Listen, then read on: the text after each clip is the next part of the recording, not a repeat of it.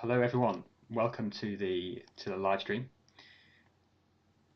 And just wait for a few minutes for people to connect, and then we'll get going.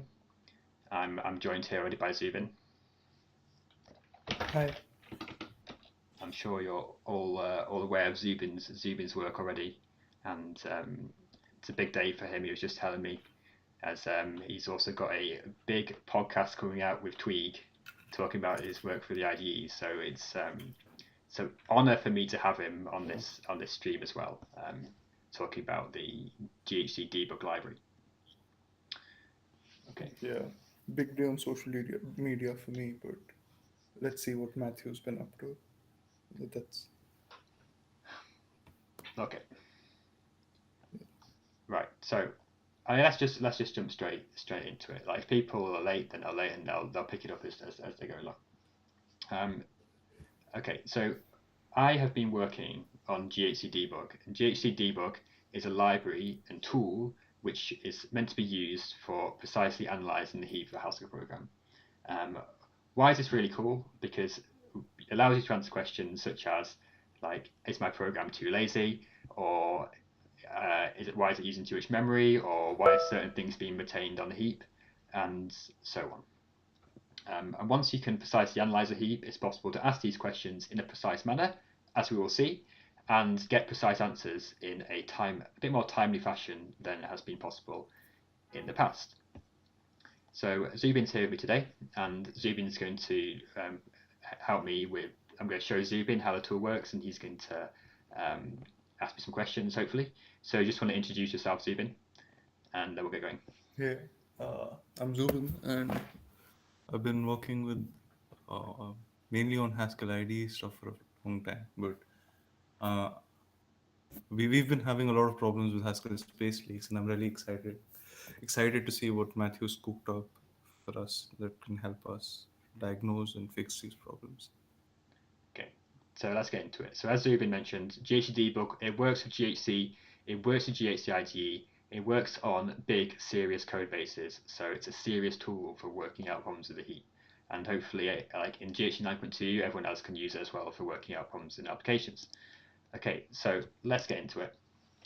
And the idea of ghc heap is that you instrument your application very slightly, so that when it starts, it creates a special socket, and then whilst your program is running, you can connect to this socket and pause the running application and then request information about the heap of the running program. Okay. So this is an option we would enable at compile time, right? Yes, so the instrumentation is very small, so I can show you how it's instrumented now by showing you on ghcide. And this is the main function of ghcide, and the only change that I've made to ghcide's code base is wrapping the main function with ghc debug. Should I be seeing your screen? Because I can't see your screen. You can see, where are you looking, Zubin? On the Google Meet tab. Oh no, I'm not showing on Google Meet. Okay, so I should be listening. Oh no, that won't work. Let me share on that as well. Go ahead. 1 sec. Okay, sorry everyone. Right, let me share this. Okay. Can you see now, Zubin? Yeah, that works. Okay. Yeah. Right. Okay. Right.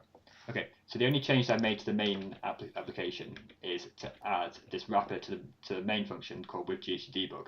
And what this does is when the program starts, it will make a socket. One second. I don't think anyone else can see your screen. They can see you, I think. Why not? Oh, they can see your screen. Yeah, it looks okay to me. Lagging in the YouTube stream, but yeah.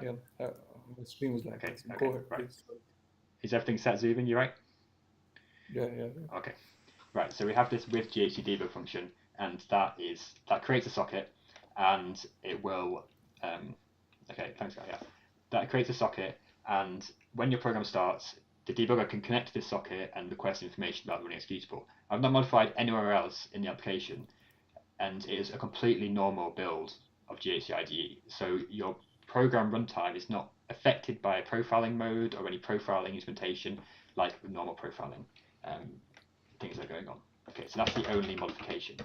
And once you're connected, then what can you do? Well, you request information about the heap. You can request the version of the protocol you're using. You can request the process to pause. You can request for it to resume. You can request the GC routes. And then more interestingly, once you have the GC routes, then you can perform a heap traversal out of process in the debugger. And how do you do that? Well, there's this request closure method, and request closure takes a pointer and gets you the raw information for that closure from the pause process. And by iteratively calling this, cranking the handle, then you can do a full heap traversal in a Haskell program. And there are some more requests like getting info tables. There's a way to save objects if you require a bit more precise way to tell the debugger what we're interested in, and then some more internal requests that are not so interesting. But this is like the fundamental part of the protocol. Everything else is built on Don't this. you need to compile your program with profiling information to get more, like to know what you're looking at when you're looking at the info table and stuff like that? Yes, so you can. There are some additional options that you'll be able to use to which are related to getting more information from info tables, but you still can do useful things without those options. If you don't require source locations, yeah. So that's a good point. Okay, so what kind of things can we actually do with ghc-debug? I suppose that's a interesting place to start. And the first thing we're going to do is just going to connect to a running ghcide and take a snapshot of the heap, which we're then going to use to perform more of an offline analysis for later on, I think. So creating a snapshot is really useful because doing offline analysis is faster, and it also allows you to do different kinds of analysis on the same heap. Okay, so here is ghc-debug that I started earlier. It's a live session. We've got 3 things open. I'm just going to do some hovering and jumping around and I don't know, various things you might do in an IDE. Open a few files, do some hovering, like, you know, this is working just fine. And then I'm going to go to ghc-debug and I'm going to modify the debugger program so that it will take a snapshot of the heap. The IDE is running the ghc-debug server, right? Yeah. So the socket has been created on the IDE. I instrumented that earlier, and now this program is going to run p33. And what p33 does is it makes a snapshot and saves it in temp ghc-debug cache. And this will do a full heap traversal, saving all information, so then we can do offline analysis. And how do I run this? Cabal new run debugger, and we cross our fingers. Although it is very reliable, I've in my experience, so we don't need to cross our fingers. And then it will connect to the process, and it starts tracing the whole heap, copying everything off into the cache. And so what this information tells us is that there's 210,000 blocks in the program. That's essentially a proxy for how big the heap is. And as the traversal gets going, every 10,000 blocks it will print out how far it's got. And we probably get to 100,000 or so before it finishes doing the full traversal. Zubin. Okay, so what format does it save this? The heap snapshot? Right? Yeah, so the heap snapshot is essentially a serialization of the internal caching mechanism of ghc-debug. So when you make a request, it adds the request into a cache, and what the snapshot mode does is it just performs every single request possible, and then so it fully populates the cache. Okay. Yeah. And then the offline mode just reads the snapshot, fills the cache in, and then all requests are answered directly from the cache rather than. So does this have the actual contents of the memory? So if I wanted to say figure out what are the strings in what are the precise strings in memory at this point? Yes, this saves the precise memory of the process, but not much else. So the overhead is perhaps 1.5 greater than the actual residency. So it is a reasonably large file, but it's not like five times bigger. So yeah, so whilst this cache is running, let's talk about some other things we can do with the cache. So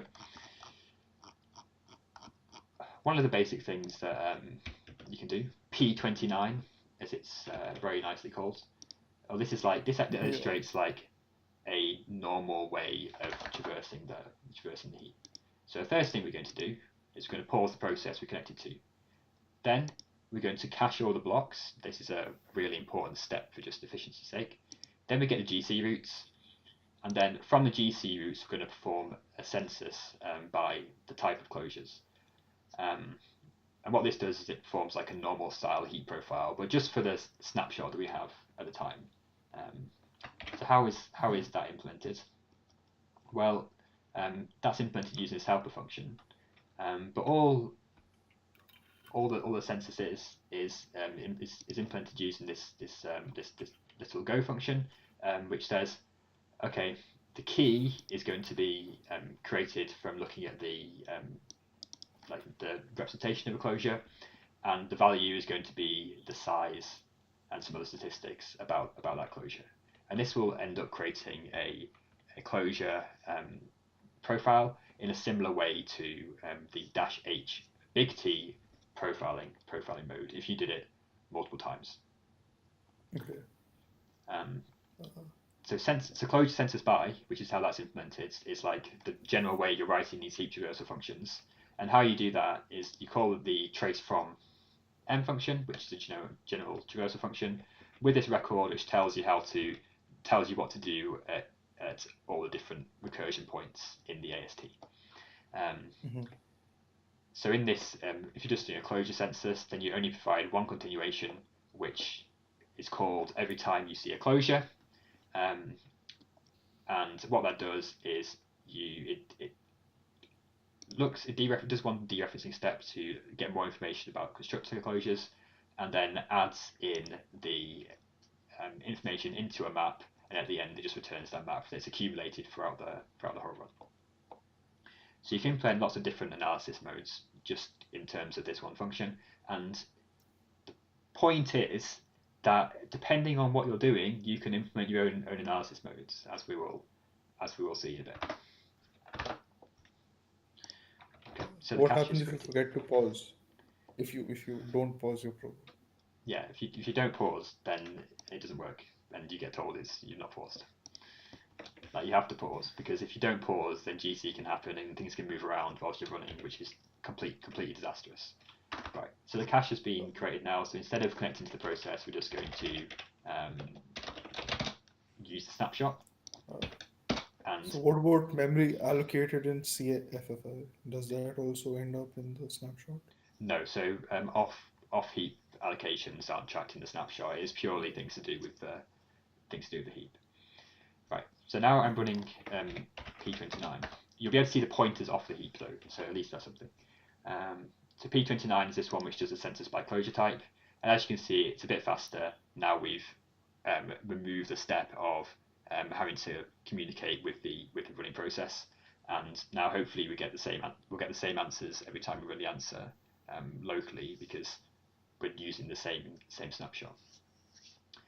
So this got to 70,000 before, so this should be. Okay. So you saved the snapshot on disk, is it? Yeah, so I saved the snapshot on disk. Right, so that's done.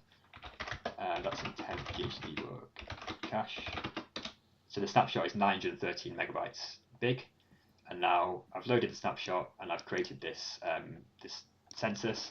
So now I can open this census, and we can see what's going on. So it's not the nicest format ever, but you'll get over it.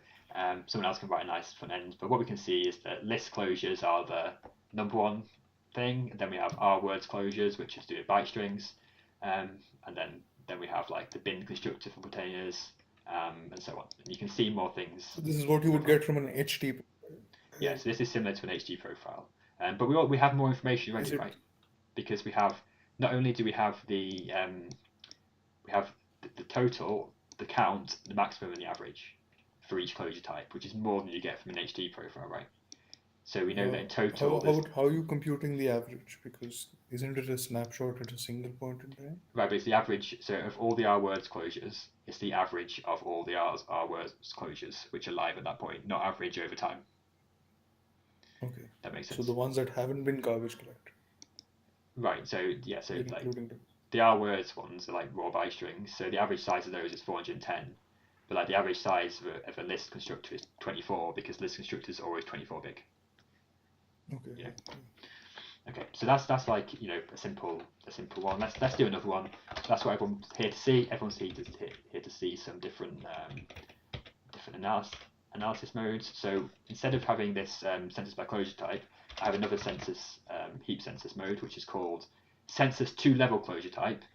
And how this is different is it's not just a census by what the type of the closure is, but also what the type of its arguments are. So this way you can distinguish between lists which are lists of different types essentially, because the types of the pointers from the list will be different. So you can distinguish between like a list of int and a list of bool, for example. So if you census two-level closure type. And you do this by looking at the heap objects and like looking at their info tables, right? Yeah, exactly. I mean, how these census methods work is you start the GC roots and you traverse the heap starting from there.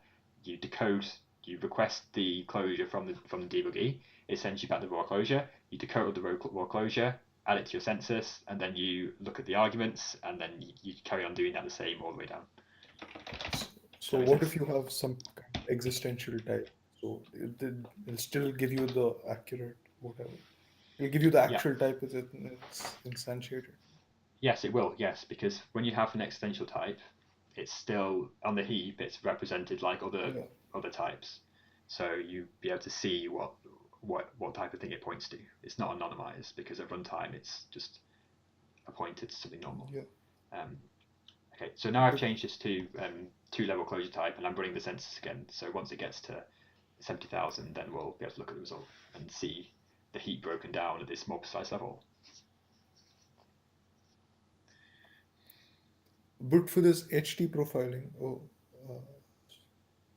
so you don't need to enable any other options for HT profiling by default anyway, right? You can just run HT profiling. No, so yeah, this is not the most useful example of using ghc-debug. The reason why I'm showing it is because it's familiar. And it's you can do this normally, but guess what? So can I in my program. Yeah. And that's not the only thing that we can do, as we'll find out. Yeah. I mean, my question is mostly related to, they say Haskell erases types at runtime, right? But you're telling me that's a lie. Well, no, your type arguments are erased, but still there's still a difference between how you represent different different constructors at runtime, right? Like okay. But the actual types are erased, but there's still information on a constructor closure about like which constructor it actually is. But if you but you can unsafe coerce a two element ADT to a bool, right? And that works most of the time.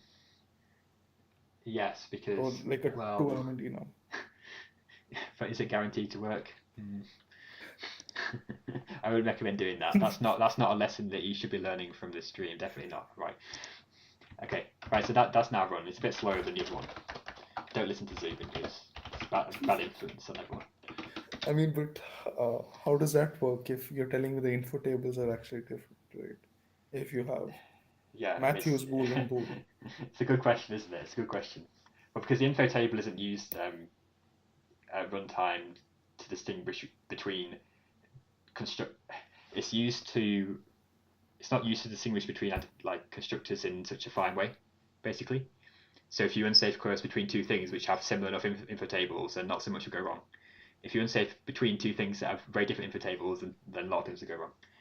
But anyway, this is a two-level profile, and what this means is that the R words closure has no pointer arguments, so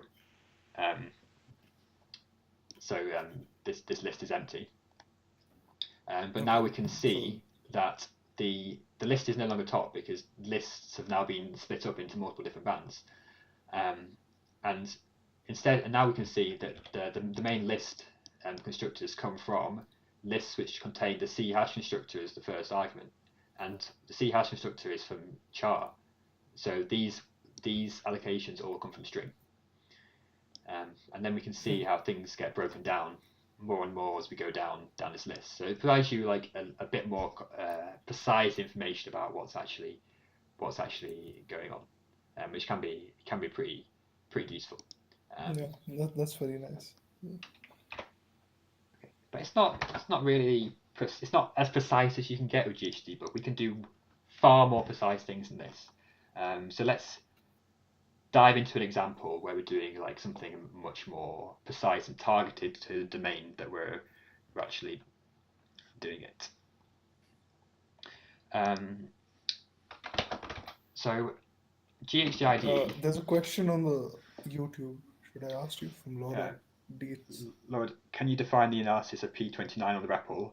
And more generally, how flexible can you be with analysis without restarting?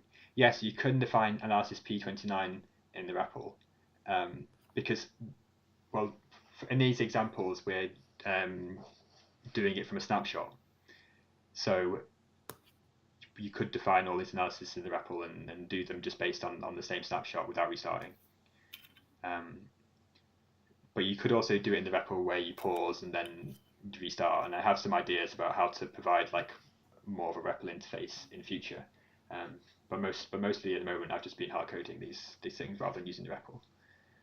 Yeah, that's a good question. Okay, so let's go into something more precise now. And a question. So in ghcide, there is a data type that is used to represent the result of type checking a module. And in the past, in Haskell IDEs, this data type is called fragments because what's happened is that it's leaked, and every time someone's modified a file, a new one of these type check module results being created and retained in memory for some reason due to excess lasers or something. So something as an IDE writers we really care about is making sure that there's only a certain number of these TC module results on the heap at once.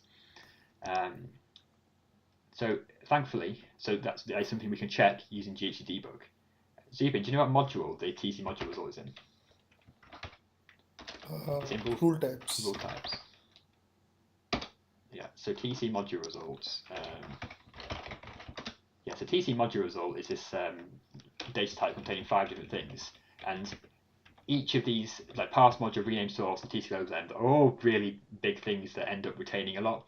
So if you accidentally leak one of these TC module results, then it's really bad, and someone will complain about the Haskell IDE using a lot of memory. And I found problems like this before with Luke Lau using GDB and stuff, but it is so much easier using ghcdebug. So let's try and do that. Right, so I've already written this program, but I'll talk you through it. I'll have to find where it is. Right, so what we want to do is traverse the heap and find all the pointers to TC module result. Basically, we want to make sure that there's not going to be too many. So that's P42, and like ideally we want there just to be one for each file we have open in the IDE. So the first step of the analysis, step 1, is we're going to traverse the heap and find all the pointers to the TC module results. How do you find a particular name?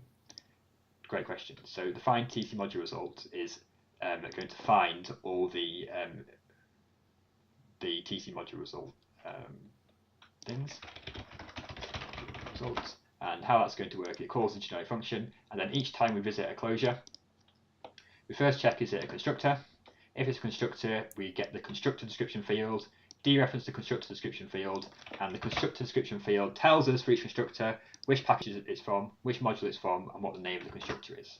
So all we need to do is check the name is equal to TC module result, and if the name is equal to TC module result, then add it to our set that we're accumulating, and then call the continuation to carry on finding the rest of the TC module results. So that is step 1 of the analysis.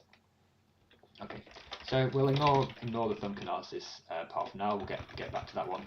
That's pretty interesting. But for now, we'll just run the TC module result, and then once we get the results, then we'll just print out using this multi-balled heap graph function what they are. And this might produce quite a lot of output, so I'm going to turn this down to 5, I think, or 7. But it'll allow us to see, firstly, how many TC modules there are, and secondly, what structure they are and which modules they're from. Okay, so let me just... So you expect there to be as many as there are files open in the editor, right? Yeah. And we'll be able to see if there's any duplicated, because we have to see which module each one is from once that gets going. Right, so I'm going to just run the debugger. Have you already done that? Seeing which module it's from? Is that in P42? No, so I've not programmed the analysis so that the analysis isn't programmed to check that programmatically, but you could do it programmatically. We're going to see, because when we print out the heap graph, you'll essentially be able to see in the mod summary has the name of each module, right? Okay, yeah. So you can see. But how will you be able to access that field? Will you have to like guess the location of that field? But what multi-build heap graph does is it starts from the roots, and the roots returned are the ones which are returned by TC module results, and then it dereferences 7 layers, or however many layers you give, and then prints out the result as a graph. Does that make sense? You cut out for a second there. For me at least. Okay, so what I was saying is that define TC mod result will give us all the pointers to TC module results, and then multi-build heap graph will print out a graph 7 layers deep starting from that point. So we'll be able to see basically like how where they're all from. So here's the result, and there are 3 roots, R0, R1, and R2. So that means there's only 3 TC module results which are live any one time. So this graph is quite big. It's got quite a lot of closures on. So let's jump into the standard Unix utility less. This is the great UI to viewing the heap, as I'm sure you all agree. And you can have a look and see what's going on here. So Zubin's question is, how do you know where the TC module results are from? And well, I know from my my knowledge of life so far that in the first field of TC module results, it's a parse module, and in the first field of that is the mod summary, and in the first field of the mod summary, that's where we're going to find information about the name of the module. So it's in module, and so we could x128, I think. Oh, no. x128 is a fast string, so then x126 is the name of the module. There we go. Development IDE core compile. So I did this looking at the heap. Probably a bit fast for people to realize, but I knew what I was doing because I've done this one before. But you could also obviously program it to like look into that field to get you all the names of the modules programmatically if you wanted, because you know the structure of the data type. So if you imported ghclib as a library, could you just read this memory as a proper Haskell TC module result value? Would that be possible? No, because maybe you'd have to rewrite all the points. So you get the raw memory, and then you'd have to like map it into memory, but also rewrite all the pointers so that they pointed to the right places. So yeah, I mean, if you want to try it, you can, but you have to be really careful. And if you get something wrong, then the garbage collector doesn't like it. Okay. It'll seg forward also, right? If you get the pointers wrong. Yeah, it will seg forward very fast. Okay, so we can see generally what's going on in the heap here, but that's not so interesting. Let's do something a bit more interesting. People love a good thunk, so I'm now going to call the thunk analysis on ours. And what the thunk analysis does is it starts from a set of roots. In this case, the roots are the TC module results that we found. And now I want to ask the question: okay, what thunks are accessible from these roots? What thunks are actually retained by holding on to this reference to the TC module result? because this is going to live a long time in memory. So if there's something which is unforced, then it would also end up retaining a lot. So what I'm going to do is just perform a census of all the thunks that are accessible from the from these TC module result routes, and we'll hopefully find something out interesting. Okay, so let's start the debugger again. We go again. What happened there? The perils of live coding.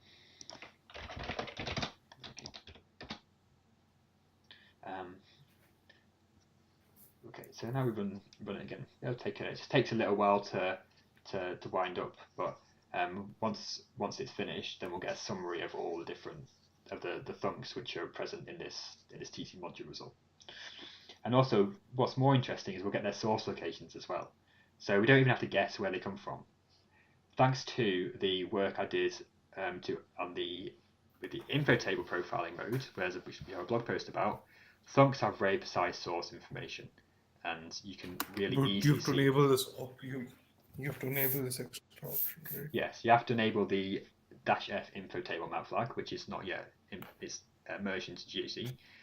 But once you do, then you get some really great source information. So it's probably a good motivation to get that in.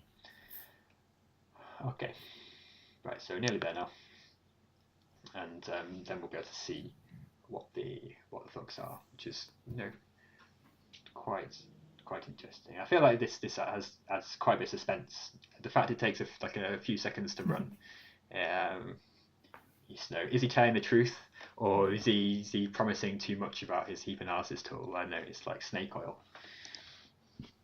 Okay, and then we're in. Right, so let's jump back into less, and now we can see the thunks, which are printed out in this beautiful manner, and where they come from. Okay, so thunk number 1 appears 1,584 times inside, and that is an expected one from inside GHC. But then more interestingly, we find this insert GRE. How can you tell it's What's that, Zubin? How can you tell it's an expected one? It's expected because I know about GHC, and I know that this field is deliberately a thunk in GHC. That's kind of like the thing. You can't just go around guessing. Having domain knowledge is critical in these kind of applications, and like working things out. Okay, the second one though, insert GRE, that's less expected. So if we jump into GHC's code base somewhere and we get the exact source version here. So compiler GHC types name reader. Let's put it there. GHC types name reader.hs, and that is going to be like 991, and this is where the thunk arises from. And what we can see is that insert GRE calls plus GRE to like combine together new G and old G, but then doesn't force the result. It just places it into this list, and then this value is apparently never consulted and forced throughout execution, and now we end up retaining a reference to new G and old G, and they're never combined, it seems. So this is a space leak in GHC. How we found it precisely by asking the right question. It was that simple. Another one. Let's try the next one. Okay, this one is buff span. So when you take the snapshot, is it paused after it's done evaluation, or can it be paused in the middle of evaluating a particular thunk? Great question. So it depends where you pause it. So I paused it when the application was doing nothing, so most computation was already finished. But if you pause it in the middle of doing some complicated computation, then your snapshot will reflect that as well. Yeah. So it just depends. Depends what a lot of thunks that you might see are just natural in the course of running a program. What you have to remember is that we constructed this snapshot firstly when it was idle. It was idle. And secondly, now we're only looking at thunks which are retained by TC module results, which is placed into a cache in by ghcide, right? So we know that unless we like traverse into this this cache and like look at these fields, and these are not going to go away, right? So we used our domain knowledge to like focus in on where a problem might be. Okay, right. Okay, so source lock, what line 492? Okay, so source lock, what's going on here? So it says 63 to 77, which is over here. Okay, so combined buff spans. Right, so why is that? What's going on there? So let's look at real source then. Buff span. Oh, it's here. Okay. Right, so here, the author's added a strictness annotation to maybe buff span, but maybe itself has lazy fields. So unless you force the value before putting it inside the maybe, then you can put thunks inside the maybe still, and that's exactly what's happening here. So this combined bus spans isn't forced before it's put inside the just, which leads to these 1,140 thunks, and that's just going to retain all these like so much stuff that you don't need to do. And overall, these wins are quite small, but when they add up, and being able to identify things like this precisely is a real shift in the way that we can think about profiling Haskell programs. Yes, Peril, that's exactly right. So Zubin, yes. So can you calculate the size in bytes that these thunks are taking up, or yes, you can. Yes. Extra memory. Calculating the extra memory is difficult because although each thunk will retain a certain amount of stuff, it might also be retained from other places as well.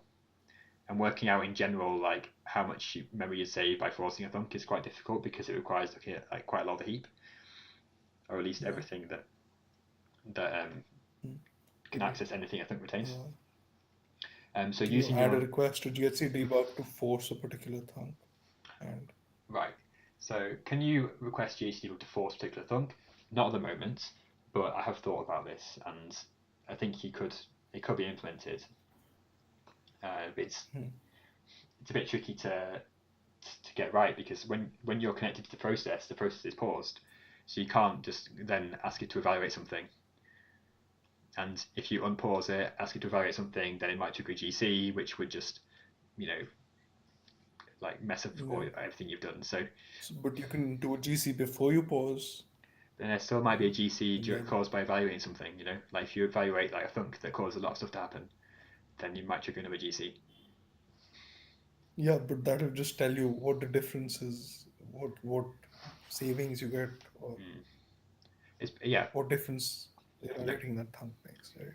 Yeah, I think so. I think it's something that you can experiment with, but it's not at the moment, and there are certain challenges that you have. Right. Let's ask another question now. So now we've seen that these TC module results are. Actually, I don't know. Do you have a question you want to ask me? Because I can just create the analysis. Let's have a think. Okay, so something else that you can do with ghc-debug, which I find quite useful, is that so the TC module results analysis that we had, we started with some pointers, then we looked downwards. We looked down to find out what was underneath those pointers. But we can also ask the other question and ask, okay, given a pointer, what is one of the paths that retains this pointer, which can also be quite instructive. So I was just looking at this profile before, and something that jumped out in the profile to me was this make split unique supply constructor. So let's go into that. Files profile out. So make split unique supply. Okay, so make split unique supply jumped out to me because it has quite a lot of, it has 66,000 allocations, and that seemed like quite a lot for the type it is. Again, because I know GHC, I know what this is typed to be, and I thought that's quite a lot of allocations. So what I set out to do was work out, like, okay, why are there so many residents in memory at once? And the strategy that we use to do that is we use a similar technique to TC module resort, where firstly we traverse the heap to find the make split unique supply constructors. But as we're doing the traversal, what the find retainers function does is it also keeps track of the path which we took to get to the pointer that we're interested about.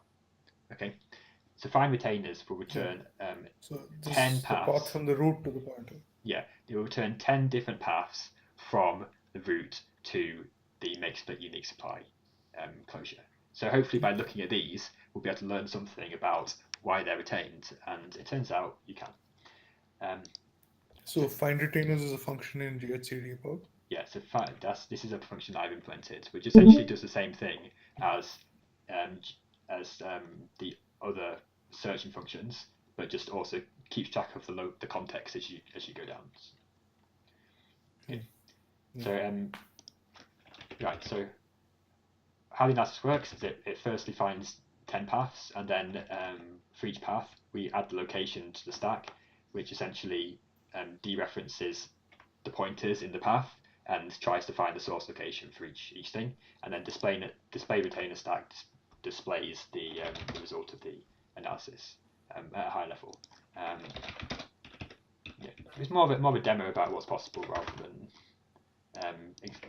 precisely explaining what you can do, because it's actually not so difficult to implement these things if you know the right questions to ask, as I keep saying.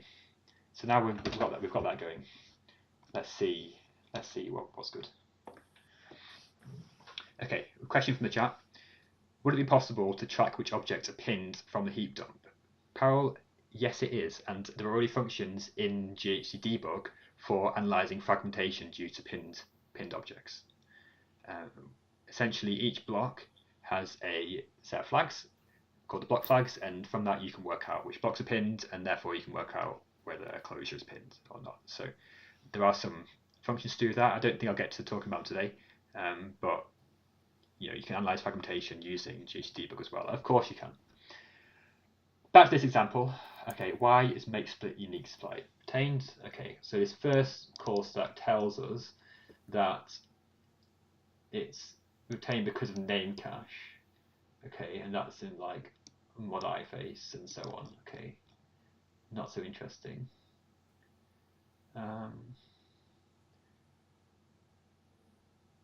Okay. What are we looking for again? We're looking at why make split unique supply is retained. Right. Because there are quite a lot of them allocated. And these are the retainer stack. So this is make split unique supply, and this is a stack of each thing retains the thing before it. Okay, so this is interesting here. So we have make split unique supply, which is retained by the name cache, and that's retained by a Thunk. That's interesting, because then if we look further down, we get another name cache, and we get a mukvar, and there's surely a name cache retaining a name cache is something to be at least slightly suspicious of. So I don't know, let's dive into ghc again, and we'll have a look at where that is. So where's that? That's ghc iface env. Compiler ghc iface env.hs line 124. Okay, so line 124 is this name, and what's going on here? Well, okay, so that's saying that that's retaining a reference to make split unique supply. Well, this line looks plausible because it's to do with uniques. Let's have a look there. Okay, take unique from supply. Okay, the argument to that is the make split unique supply. So if that's not forced, and then if make external name, okay, that doesn't force the unique either, right? Because if make external name's not forced, it won't force the unique. Then we'll retain the reference to the name supply, and the only way so it's not forced here. There's no bang here. The only way it's forced is does extend name cache force the value. What do you think, Zubin? No. Extend name cache does not force the value, so we're inserting these thunks into our map, which retain a lot of things. Yeah, we found that problem with no effort at all. I mean, I knew the answer already because I've done this analysis before, but I'm sure you can see how we can really precisely and quickly find these issues with our programs, which have existed for probably a long time in GHC's case, a long time. There's another question in the chat from Janice. Yanis, is it theoretically possible to have a trace m function that can force thunks in a particular binding? I suppose this relates to Zubin's question before about whether it's possible to force thunks, and the answer is the same, I suppose. Like, okay, theoretically, maybe, but you run into, if you can't, whilst the process is paused, you can't ask the compiler to do any evaluation, as it might trigger a GC, which would then move everything around and mean that when you paused again, everything would be invalid. So perhaps what you could do is you could say unpause and evaluate all these pointers, but then but you wouldn't really be able to easily pause again and inspect the work that you've done. But you could just measure the raw difference in size, right? Yes, you could measure like raw difference in size. If you know your application is not doing something like a lot of allocation in the period that it's unpaused, then yeah, that's possible. Yeah. So yeah. Okay.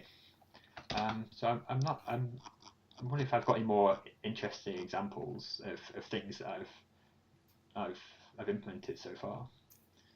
I suppose, yeah, another interesting analysis implemented is this so-called object equivalence analysis, and the goal of this analysis is not to do with thunks anymore, so it's clearly less sexy, but it's to find situations where you have duplicate objects allocated on your heap. So, for example, you might have a lot of the same constructor applied to the same argument duplicated a lot of times, and if you knew about this, then perhaps you could engineer your application to share them. And that's what the object equiv analysis will do. So we'll just run that, and then we'll. What is the complexity of this analysis? Shouldn't it be quite expensive? It's not really. You'll see how slow it is. It's not so slow. It's also not precise though. So it's a good question to ask. But how it works is you essentially I don't know how to describe it. But you take a closure and then you look at what it points to, and you try and you stick it in some kind of a hash table. Then. Yeah, you have like an equivalence class for each like different type of closure, and if it points to the same things, then you get the idea. But it's not precise because otherwise you end up with a hash table with like 10 million objects in. Okay, so why is it not precise? Why is it not precise? Because if you wanted to make it precise, then you'd end up making a hash table which had which retained reference to every single closure you decoded. Yeah. So what do you do instead?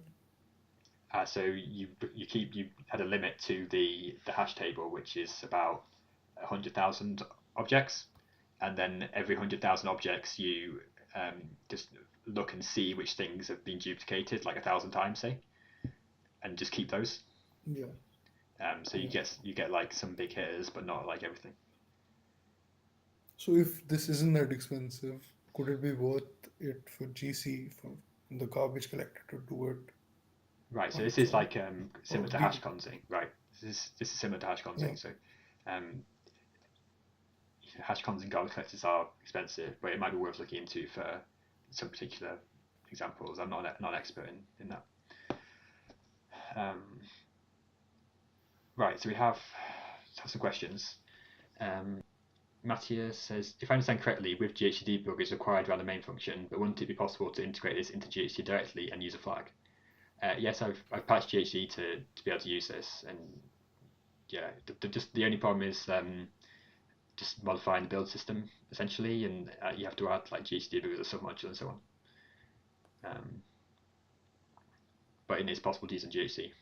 Like that's not really an issue.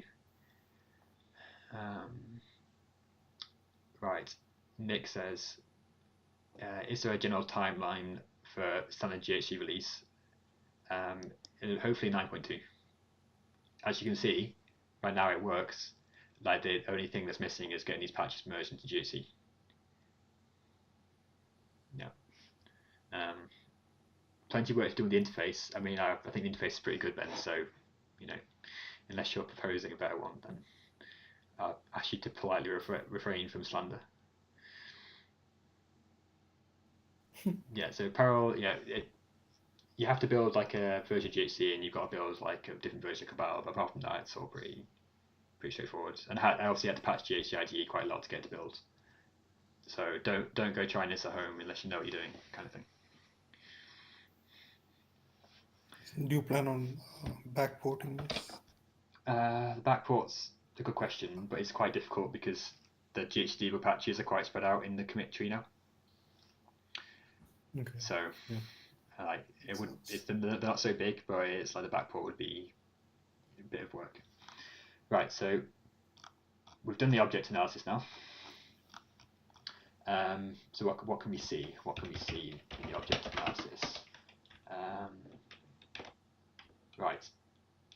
Okay, so what the object analysis tells us is that this was a representative pointer, which was allocated this number of times, and this was the duplicated value. Okay, so this first one's sort of an IO-ref, like we'll ignore that one, but the second one is interesting. So iFaceTypeOnInfo is a type in ghc. Let's have a look at that. So iFaceTypeOnInfo is a simple data type which has two fields, version flag and iFaceTypeOnSort.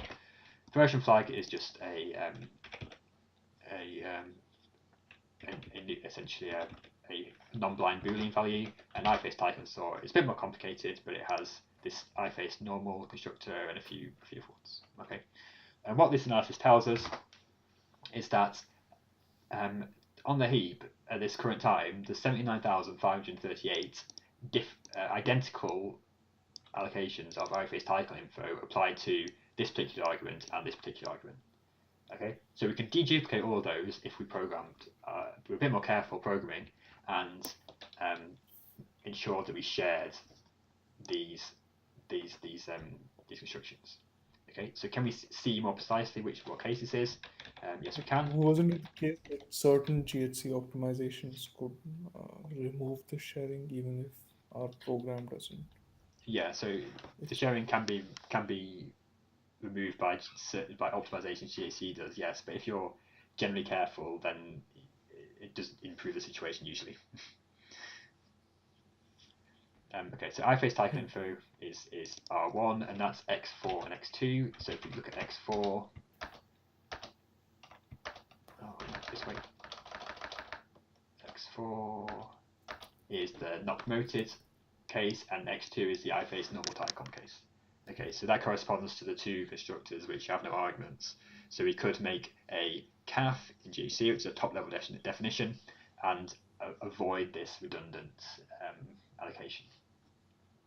So perhaps this is kind of interesting to look at in your own application probably, but also the point is that you can see this stuff. You can see this stuff now. I can write this analysis.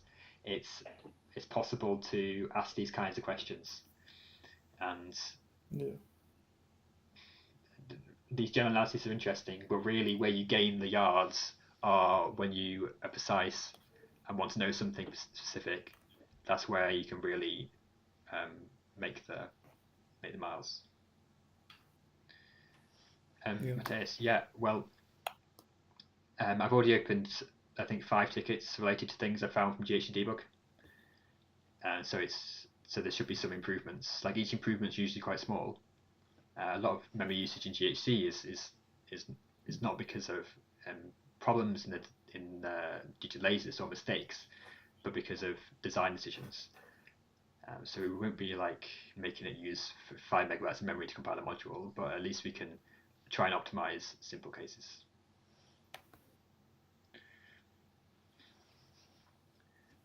Did you find any leaks in base, or were they all in GHC? No, only in GHC. Yeah. Mm-hmm. Yeah. So I think I've demonstrated now like quite a few different examples. So if anyone has some more questions, then feel free to ask. And I don't know if you want to summarize your thoughts as well, Zubin, and then maybe we'll just wrap up rather than carry on for the rest of the time. Yeah, I think it's very cool, and I look forward to using it once it lands. Yeah, thank you for your help today. It's been really useful having your input, and questions have definitely helped a lot. Thank you. One more question. Do you anticipate debuggers profiles being built on top of that? Yes, absolutely. Like, I don't want to write all the profilers and debuggers in the world. Like, the point is that it's simple to use a library to write for your own purposes. So absolutely yes. Then, like, please write your own, and if you can't, then let me know, and I'll probably have to patch the library. But So if you do add that functionality to like unpause and evaluate thunks and so on, you think like for long running processes like servers and things like that, you could have like a ghc-debug program that analyzes the heap periodically, tells it to evaluate certain thunks when they're taking too much memory. Or potentially you could. I mean, as you saw, part of the problem is the analysis is actually quite slow. So trying to do that would probably just make your just be too slow to be worthwhile. mm-hmm. I suppose you could. Christiana's question: are there issues debugging dynamically loaded code? I don't see why there should be. I mean, as far as I'm aware, there's no difference. Like, things still get allocated into the same part of the heap if they're allocated after dynamically loading stuff. So I haven't tried it in particular, but I think it should be okay.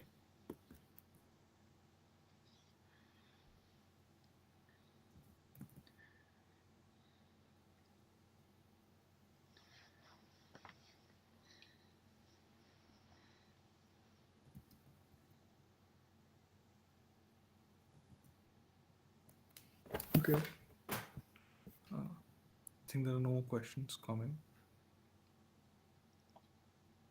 Yeah, I'm just wait a little bit to see if I think we'll probably wrap up though. And thank you everyone for tuning in. And there's more things that ghc-debug can do today than I showed you. I tried to hit some nice examples and some nice ones related to ghcide as promised. But you've got the flavor, and that's what's important. Once you get the taste, then you can hopefully you feel inspired in 9.2 to do some analysis yourself. Okay, thanks everyone. Yeah, thanks, Matt. This was really cool. Cool. Thanks everyone. See you later.